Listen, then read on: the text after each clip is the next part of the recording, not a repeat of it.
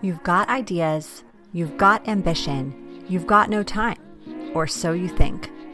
I'm Marissa Lonick, and I help busy moms with big dreams and no time. Join me each week as I dive into time management strategies, goal setting and achieving framework, and inspiring guests who are juggling mom life, work life, fill in the blank life. Dreams don't work unless you do, and just because you're a mom doesn't mean you can't still make it happen, whatever it means to you. Welcome to the Mama Work It podcast.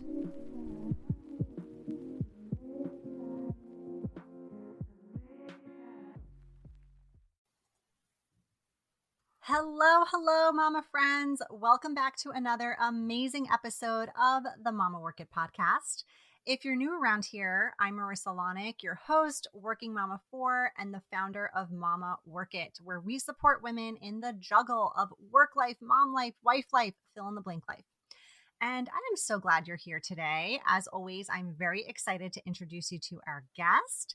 Her name is Nicole Chenault. Nicole is the founder of Fbombs and Booze, a sweary and snarky drinkware brand. She is in the top 5% of Etsy sellers, and she's also a coach to help handmade businesses and Etsy sellers grow their brands.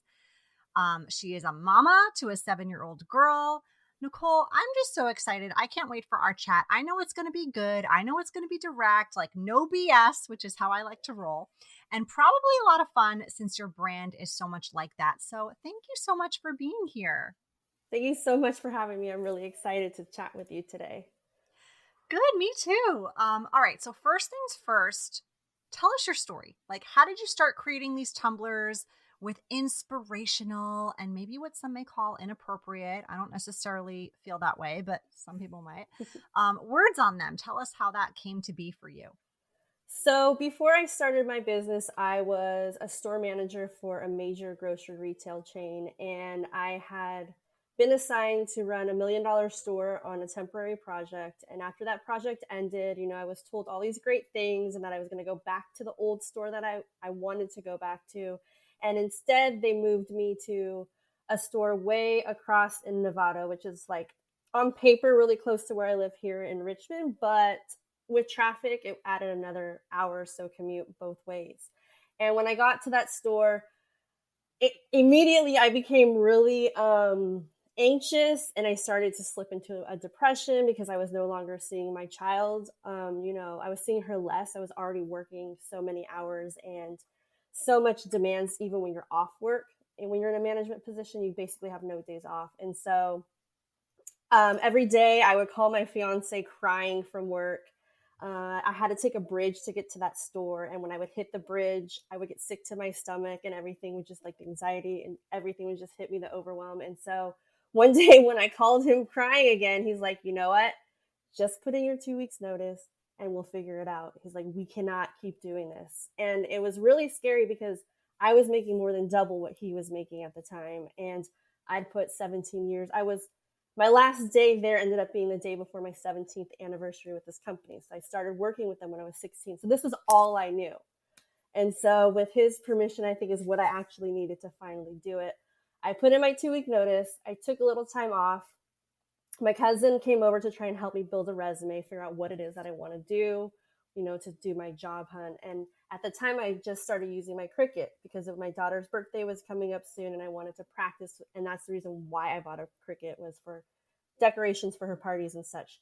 And so I showed her a coffee mug that I made, and she was like, well, if nothing else works, you can always be a Cricut master. And I was like, okay, Cricut master. So I was like, maybe I can do something with this. And so I started off posting on Facebook. And my very first customer was one of my old assistants at my previous job.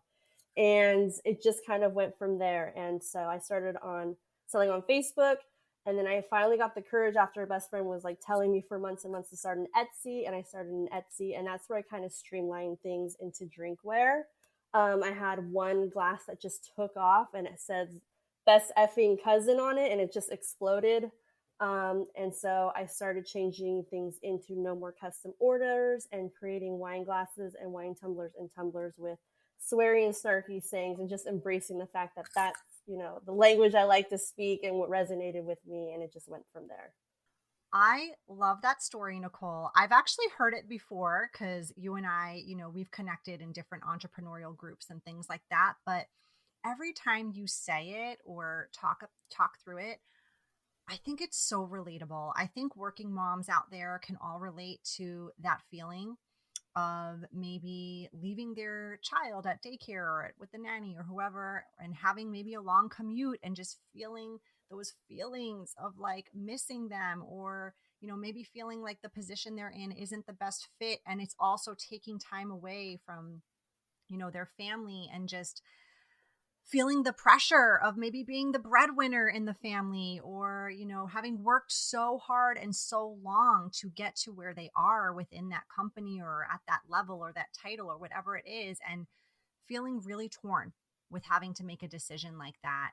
And I just so appreciate you getting so vulnerable and sharing that, because even if somebody listening isn't here for the Etsy content, they're here for the working mom content. And I think that we can all really relate to maybe even having just even a bad day like that and what that feels like. So thank you.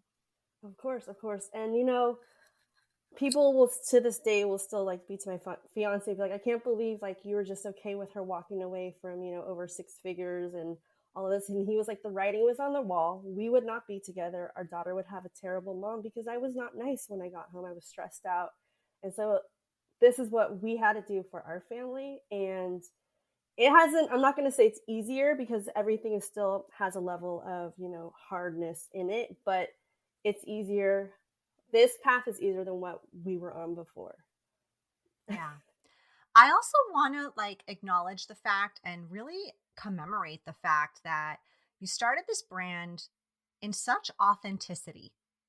Like, you like to speak this way. I'll drop an F bomb here and there. I don't shy away from the language sometimes. Sometimes even like when people are interested in my book, I'll be like, hey, just fair warning. There's some language in there, colorful language that, I don't want to catch you off guard if you're listening to the audiobook. Like, maybe don't listen to it with your kids around.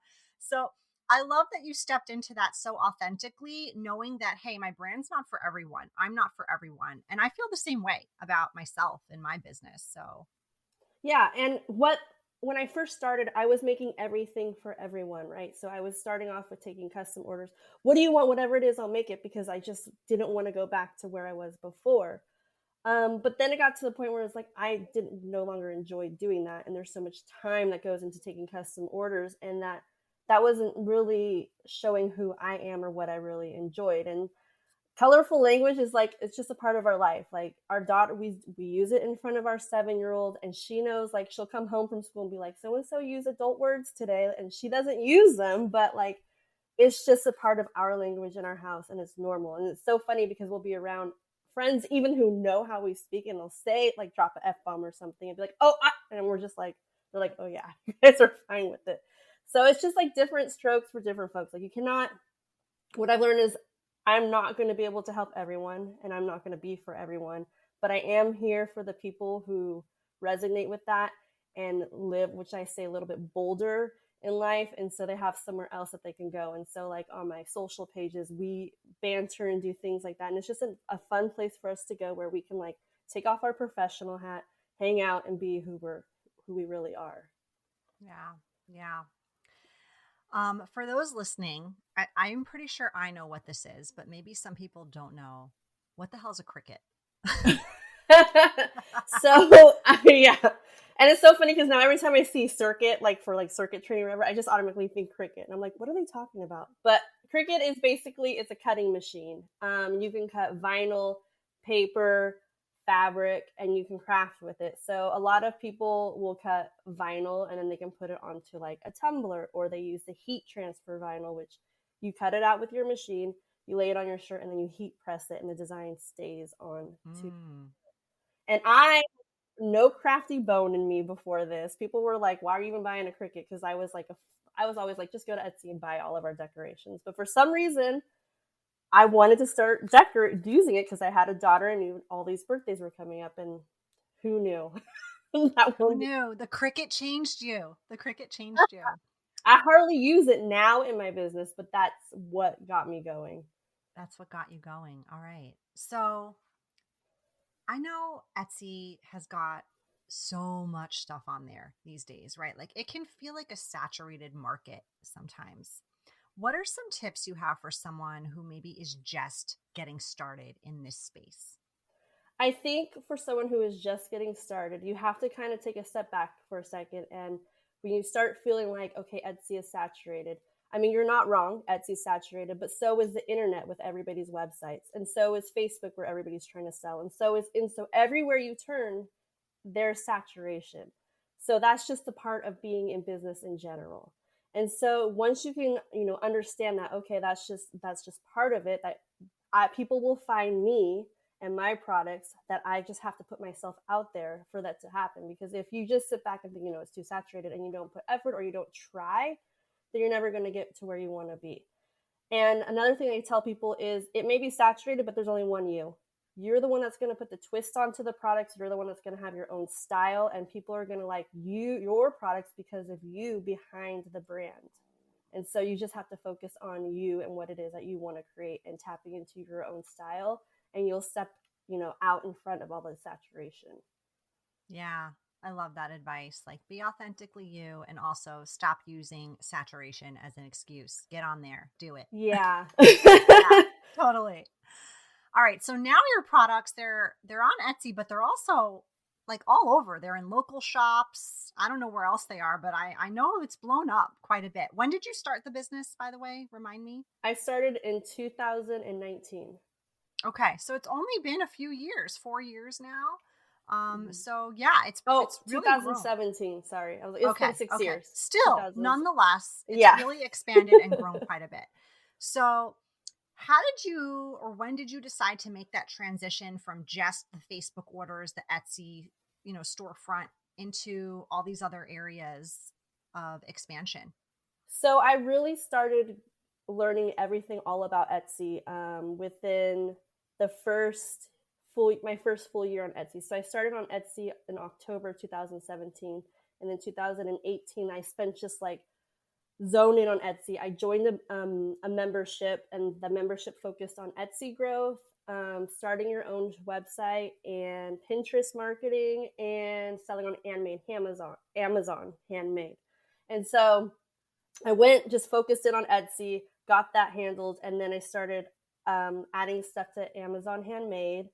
And that was years ago, and I still haven't completely, dove into it, but I get a little bit of sales here and there. And then I started my website a few years later. Then in 2020, I decided, I know there's a whole other market of wholesale. Like I didn't even think of that I could ever sell any products in any shops or boutiques, let alone shops and boutiques that are across, the world, in England and France. And then of course, north to Canada. But so I decided, that's when I started using the Cricut less, and I learned a new process, which is called sublimation. And all it is it's a special ink. It prints out, and you heat press it to your item, and that's it. And because I wanted something more permanent, so that if people were in the stores, they couldn't mess with it or anything like that.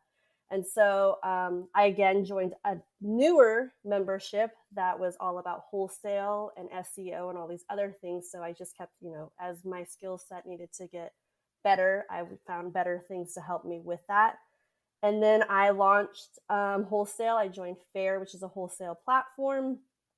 And within 2 hours of launching on Fair, after I've been denied 3 times, my 4th attempt getting onto the Fair platform, I was finally approved, and within 2 hours, I got my first order.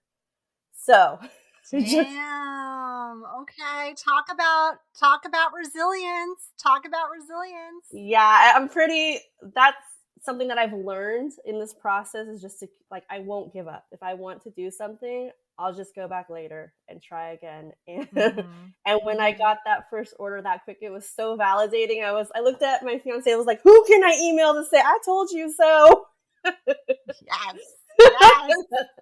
And so that's pretty much the track that I've been on, is just, if there's something new that I want to do, then I do that, and I try and learn it as much as possible, and then go on to the next, and instead of trying to learn a whole bunch of platforms at once, because it is endless. I've sold on, I don't know if you've heard the flash sale site, Jane.com. I've done that. I was in talks with Zulily to sell on their platform, but I just couldn't handle the load that they wanted.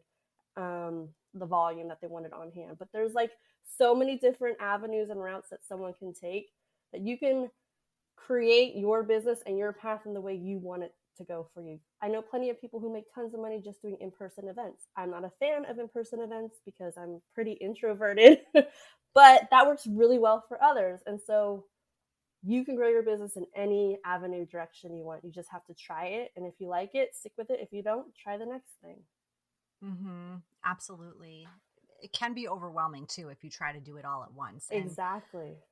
I really appreciate the fact, and I want to like highlight the fact that you developed yourself along the way. Like you were joining memberships, you were buying courses, you were Googling, I'm sure, and YouTubing and all the things.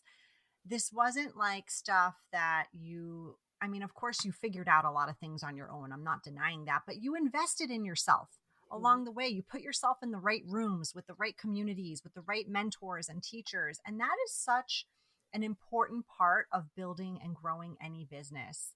You can do it on your own, I'm confident, but it is way better and probably going to help you on, especially on the days where you question it all and want to quit, to be in places like that, to be in rooms like that, to have mentors like that, to have invested in yourself in that way. Because I think you and I would both agree, when you pay for something, A, you want your damn money's worth, but B, you have a higher level of accountability for actually achieving that goal, because now you've invested, you've put money into it, and you want to make it back and then some. Yeah. And to speak to that, there's a lot of free things out there, like free seminars and free, events. And even me now, knowing that I need that information, if it's free, I'm more likely to just skip it and make something else a priority than that, than if it is that something that I have already money invested into it, knowing that I need to learn this so that I can feel like I got my money's worth back out of it. Girlfriend, I know. I am so guilty of signing up for freebies. Yeah. Because they sound so good, and I bet you they are good if I ever freaking opened them. Exactly. Like I'll sign up for the freebie. I'll like, sometimes I can catch it live, sometimes I can't, but like it's so not as compelling when you don't pay for it. And you know what? The content is probably just as good. Yeah. It usually is. Because, yeah, I know. It's like a psychological thing. It is. And I've heard many people say that, like, you cannot, if free is not going to get you to where you want to go, because there's no accountability involved when it's free. Yeah. Yeah.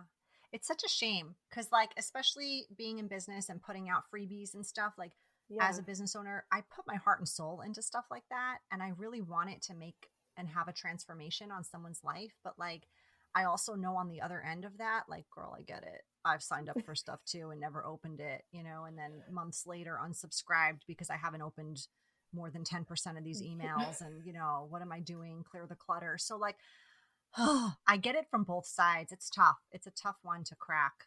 I do get it too, because like you said, like at the beginning, I was in free Cricut, learn how to use my Cricut Facebook groups.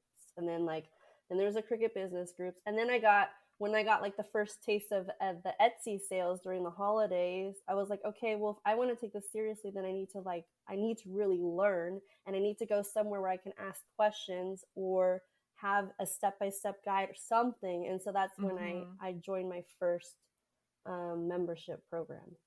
And that literally changed everything, because after that first year of being on Etsy, because of that group, I made over $20,000 just on Etsy.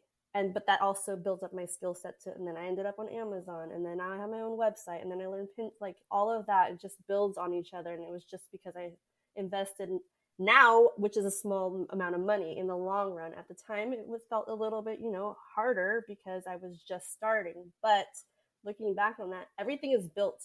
I owe everything, I feel like, to that membership and to Etsy, because that opened my eyes to everything and what I could do for my business.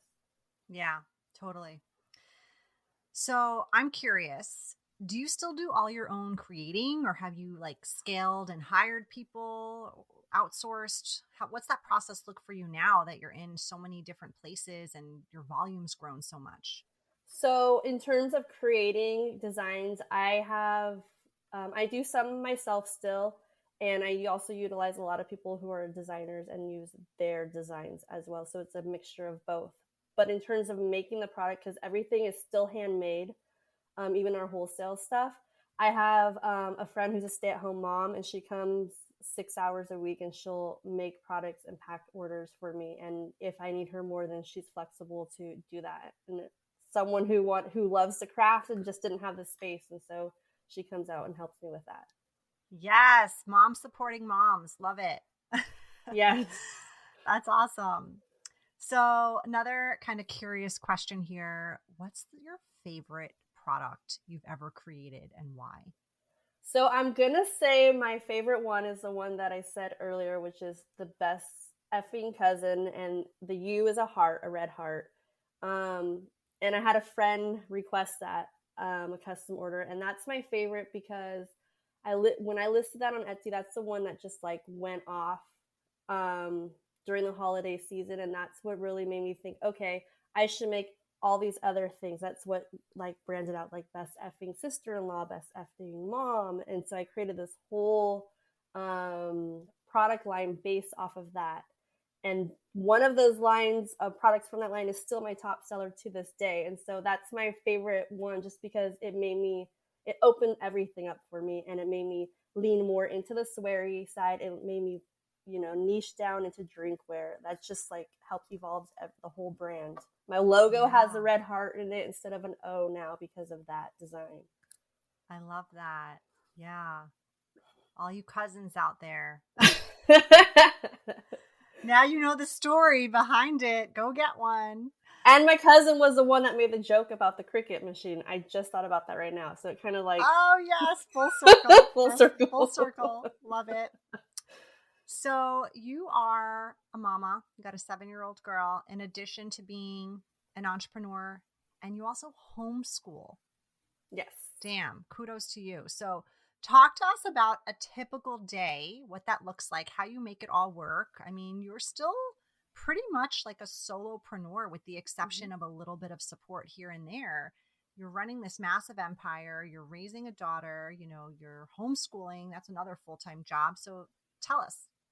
So with homeschooling, I have just a little bit of help with homeschooling. Well, I have a good amount of help, but she goes to a homeschool enrichment program 2 days a week. So for 5 hours, she goes to an 100% outdoor forest school in a regional park here. And so those 2 days are like my really get work done, that I need no distraction.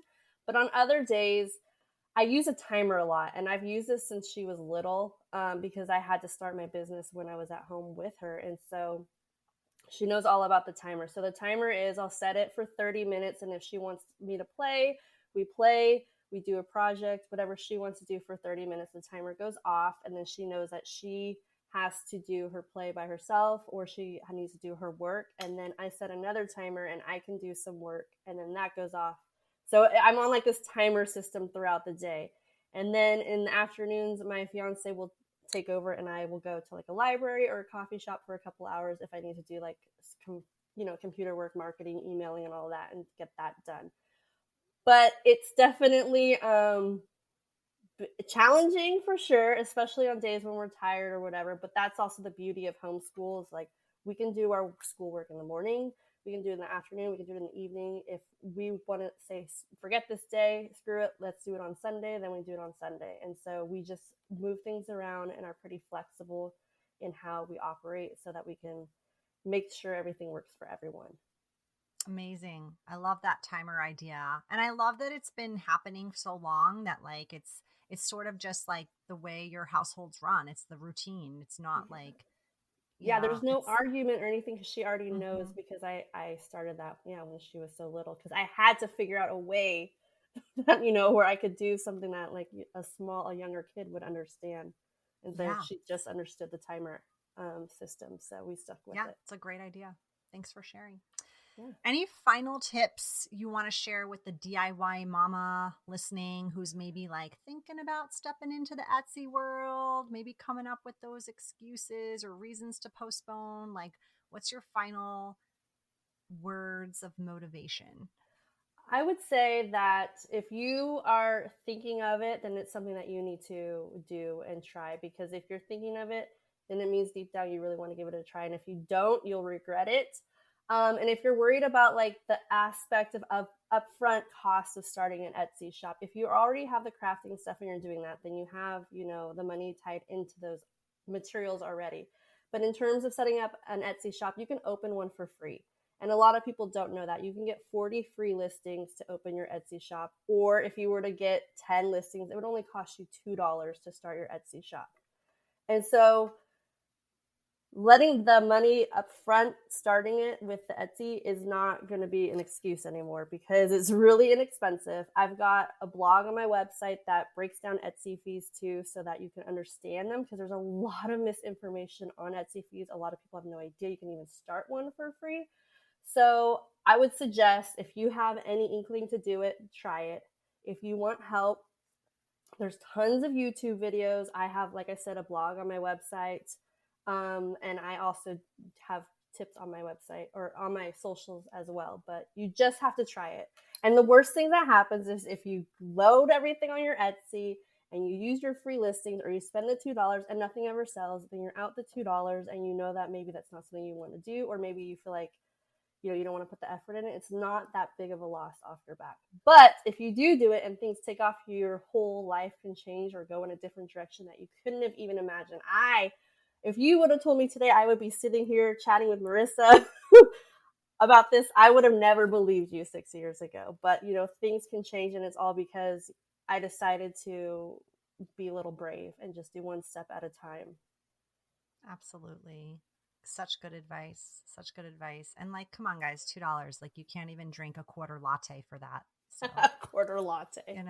Like, it's not even the Starbucks cup is worth more than that. All right. So let's get down to our lightning round now. We're going to ask you some random, just for fun questions, just so our listeners can get to know you a little bit more personally. You ready? Yep.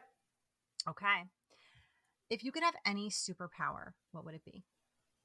So I was coming back and forth with this one, because my daughter and I were talking the other day, and she was saying her superpower would be to be an animal, any animal that she could switch back and forth to. And I was like, that would be really cool, because then if I was a bird, I could fly wherever I wanted to go.